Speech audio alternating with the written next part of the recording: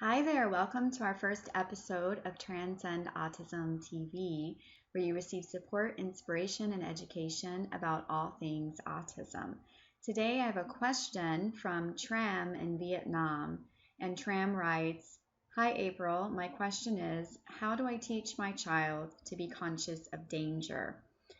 Tram, this is a really great question. It's something that is a true concern for many families who have children with autism.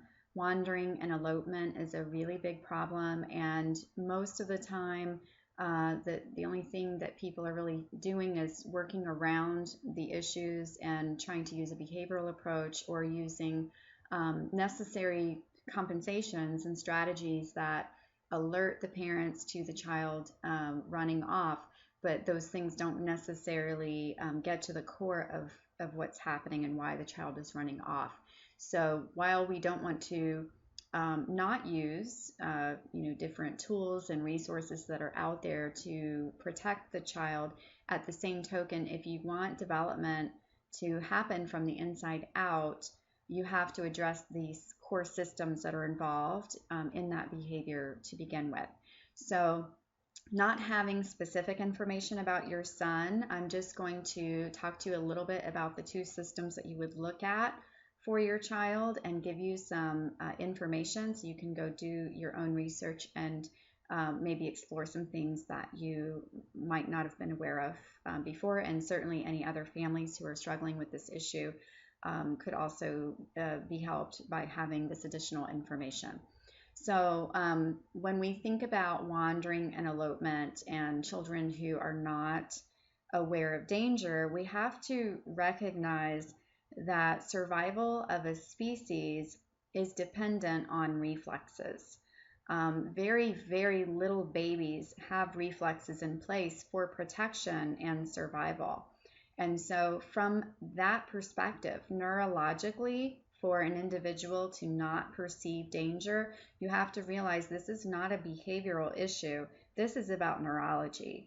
And we know that individuals on the autism spectrum have differences in their neurology. There is so much research out there on this, from their vestibular system to their visual system to proprioception, body awareness, body organization. So we can't address this in a strictly behavioral way. We have to get to the root of the perceptual differences that will then support the behavioral and educational strategies that therapists and caregivers are using. So one of the systems you're going to want to look at does involve neurology and reflexes, and there are programs out there that are very effective for children with autism, but also other developmental challenges. So I would invite you to explore that component for your son if you haven't already. Now, the other thing to keep in mind with autism, we also have to think about the parent-child relationship and the fact that children with autism are usually also lacking in wariness of being away from their caregiver or checking in with their caregiver when they're uncertain.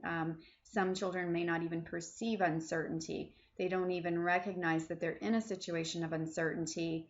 They just behave in a way as if they're not reaching a decision point. Or on the alternative side, they might get so overwhelmed that they flee, run off, have what people might call a tantrum, because they're not effectively using a process called social referencing that happens in very, very young children. So in addition to the perceptual differences, we have to know where the person is developmentally in their relationship functioning and in their ability to use their caregivers as reference points in the world. Because the other way that babies learn about uncertainty and danger is through watching their mom and their dad's facial expressions. And really, very early on, babies are glued to their parents' faces. And if a parent looks concerned or worried or anxious, the baby internalizes and mirrors that, expression and understands even before they have language that something isn't safe, something isn't right, and it just continues to evolve and grow as the child develops. So that system is also one of the systems that is impacted in individuals who have autism, no matter what their age and no matter what their language or academic functioning may be. So you didn't say in your question how old your child is, and I don't know anything about the history of the therapies you have done, but just know that there are several very effective programs that come from the neurosensory side, working on reflexes, as well as what we call cognitive-developmental, which helps with parent-child relationship and communication in a developmental way. So I would invite you to explore that. I will put some information in the description below this video so that if you have never heard of some of these approaches, you might check them out. But just know there are many different things available, and if you need more specific feedback, feel free to set up a time to connect with a family support coordinator on the Transcend Autism website. That we're happy to support you if you want to give us some additional information.